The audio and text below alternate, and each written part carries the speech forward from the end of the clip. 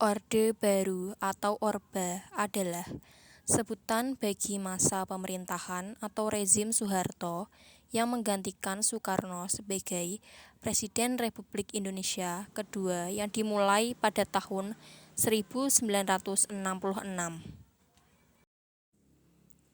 Latar belakang Orde Baru. Masa pemerintahan Orde Baru dimulai pada tahun 1967. Presiden Soekarno secara resmi menyerahkan mandatnya kepada Jenderal Soeharto melalui Supersemar, Surat Perintah 11 Maret.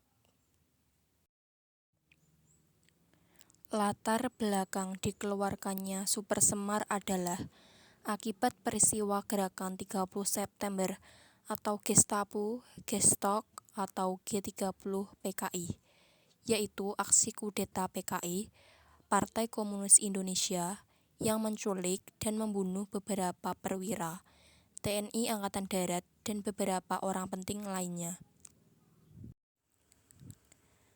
Kejadian ini pun memicu kekacauan negara. Pembantaian anggota PKI terjadi di mana-mana, dan keamanan negara menjadi tidak terkendali. Rakyat Indonesia melakukan demo besar-besaran yang menuntut pembubaran PKI dan pengadilan bagi tokoh-tokoh PKI. Melalui bantuan Angkatan 66, masyarakat Indonesia mengajukan Tritura atau 3 tuntutan rakyat. Tujuan Orde Baru. 1. Mengoreksi total penyimpangan yang terjadi pada era pemerintahan Orde Lama. 2. Penataan kembali seluruh aspek kehidupan rakyat, bangsa, dan negara. 3. Melaksanakan amanat Pancasila dan Undang-Undang Dasar 1945 secara murni dan konsekuen. 4. Menyusun kembali kekuatan bangsa untuk menumbuhkan stabilitas nasional guna mempercepat proses pembangunan bangsa. Kelebihan dan kekurangan masa Orde Baru. Kelebihan masa Orde Baru yang pertama, meningkatnya GDP per kapita Indonesia. Pada tahun 1968, GDP per kapita Indonesia hanyalah $70 dan berhasil mencapai lebih dari $1.000 pada tahun 1996.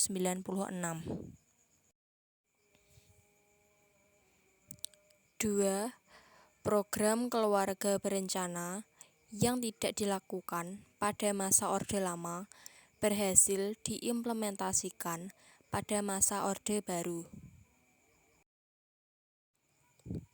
3. Semakin banyak orang yang bisa membaca, sehingga tingkat pengangguran menurun. Selain dari 3 kelebihan tadi, masih ada lagi kelebihan dari Orde Baru, yaitu kebutuhan pangan semakin tercukupi, keamanan dalam negeri semakin meningkat, gerakan wajib belajar dan gerakan nasional orang tua asuh sukses dilaksanakan, Indonesia mulai membuka peluang investasi bagi investor asing sehingga menerima banyak dana dari luar negeri, dan yang terakhir, Repelita atau rencana pembangunan 5 tahun sukses dilaksanakan. Kekurangan masa Orde Baru. 1.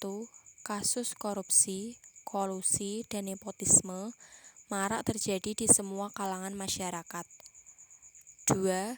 Pembangunan negara tidak merata, dan muncul perbedaan mencolok antara pembangunan pada pusat dan daerah. Kekayaan daerah banyak digunakan untuk pembangunan pada pusat kota. 3.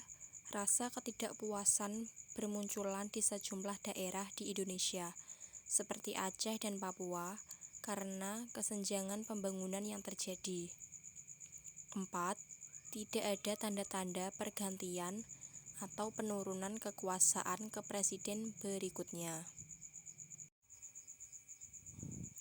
Selain 4 kekurangan tadi, ternyata masih ada juga loh kekurangan dari masa Orde Baru, yaitu hak asasi manusia masih belum diperhatikan dengan benar dan kekerasan banyak digunakan sebagai solusi penyelesaian masalah. Sebagai contoh, operasi rahasia Petrus atau penembakan misterius. Selanjutnya, banyak koran dan majalah yang dihentikan penerbitan dan peredarannya secara paksa, sehingga menyebabkan kebebasan pers sangat terbatas. Yang berikutnya, kebebasan berpendapat masih sangat terkekang. Dan yang terakhir, terdapat kesenjangan sosial bagi si kaya dan si miskin, di mana orang kaya memiliki hak yang lebih baik daripada orang miskin.